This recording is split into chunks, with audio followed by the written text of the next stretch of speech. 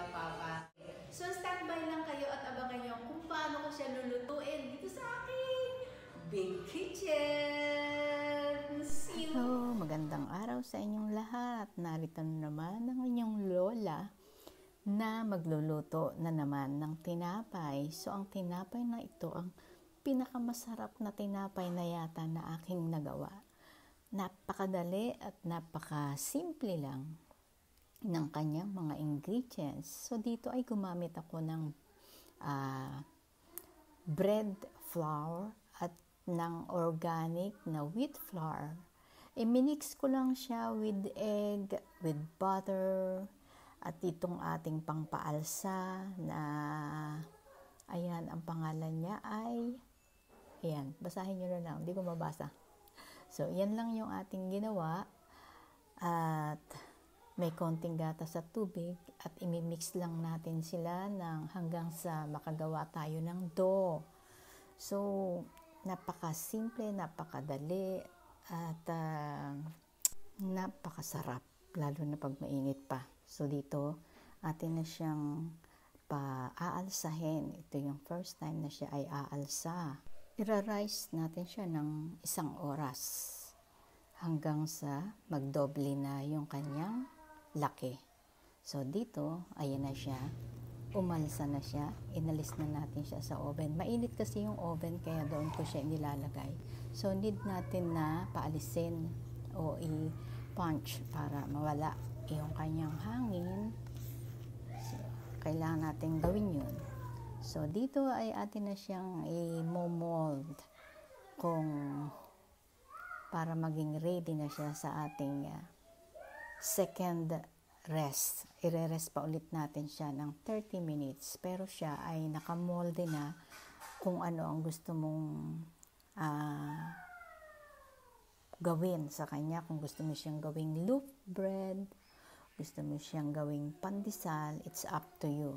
Pero itong bread na ito, any kind of bread, itong recipe na ito, any kind of bread na gusto mong gawin sa kanya, magagawa mo dito.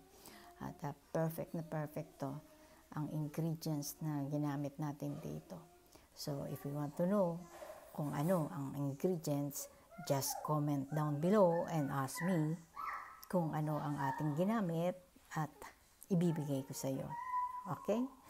Dito, akin siyang iniroll. Niroll ko siya at isinara natin yung mga dulo. So, hahatiin ko na siya. Ayan, sukatin natin nga para sakto ang bawat, kung gaano karami ang bawat isa. Hatiin natin siya sa dalawa. At yung isang side, gagawin natin siyang plain lang.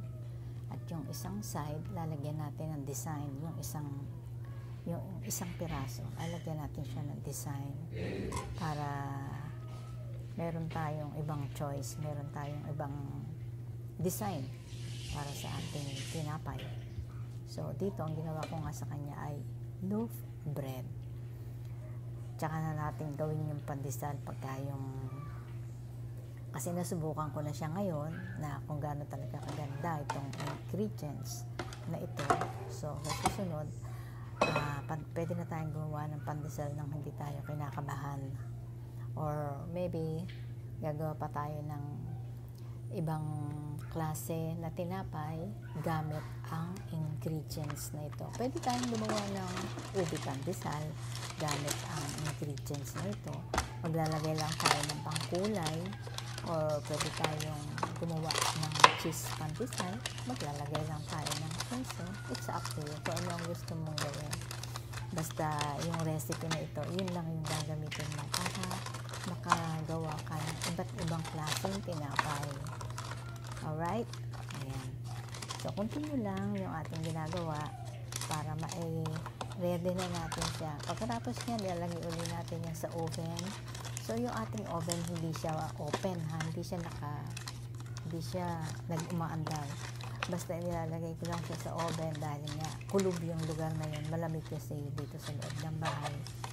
So, doon ko siya nilalagay para medyo mainit yung kanyang, mas mabilis kasi siyang mag-rise pagka siya ay nasa warm na lugar.